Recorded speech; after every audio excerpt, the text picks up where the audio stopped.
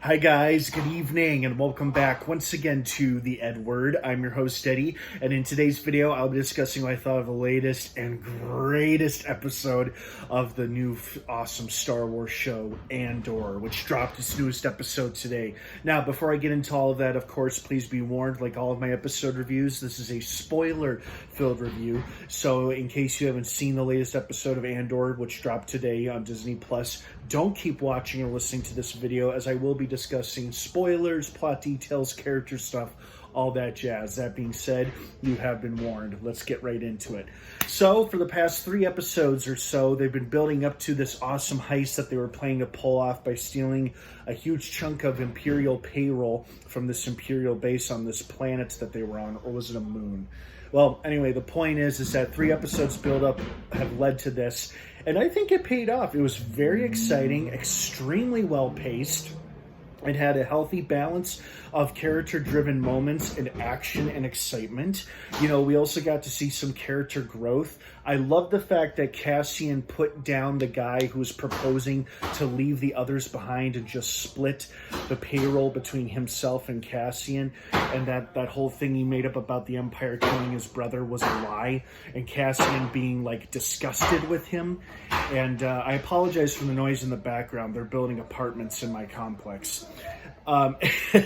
Anyway, and I love how Cassian grew a little bit in this episode by putting this scumbag down and not abandoning their teammates like the guy was proposing. And of course, their little stop turned out to be not so fruitful after all, because the doctor was unable to save the poor kid's life. And watching him get crushed by that rolling cart, ooh, ow.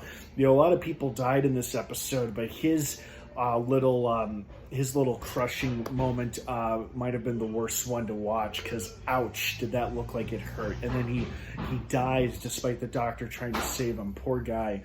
But at least he left his manifesto for Cassian. And Cassian reluctantly took it, but I bet you this will be something that'll help him steer him towards the rebellion once again.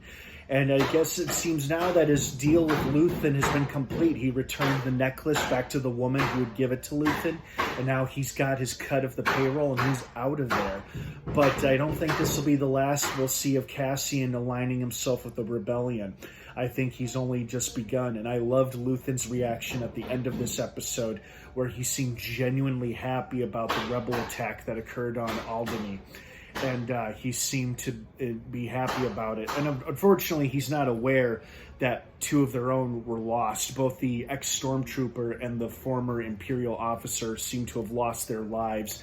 But at least that prick commandant seemed to have died of a heart attack, because he seemed really nasty to me, because he was talking about or conspiring with Gorn and another officer about screwing over or doing something to the locals, to the people whose planets they were on, like after the ceremony or after the big light show in the sky, which was very cool, very impressive, by the way. I like the fact that even some of the Imperial soldiers there could appreciate and take in the beauty for what it was, rather than being so dismissive about it. A lot of them, I'm sure, were dismissive, but it seemed like some of the grunts were able to appreciate and enjoy this beautiful natural light show that this planet was putting on for them. And, of course, when things did go south, they went south, but not so south where the mission wasn't successful. Technically it was. It just cost the lives, 3 lives of their team, well, 4 lives of their team, and one of them got left behind. I don't know if that was the plan or not, for the girl to be left behind, considering her girlfriend was on that ship, and now she's seemingly stuck on that planet. It could easily be identified by any of the Imperials who are there. And then, of course, all the Imperial lives were lost, but that's okay, because we don't really like the Imperials.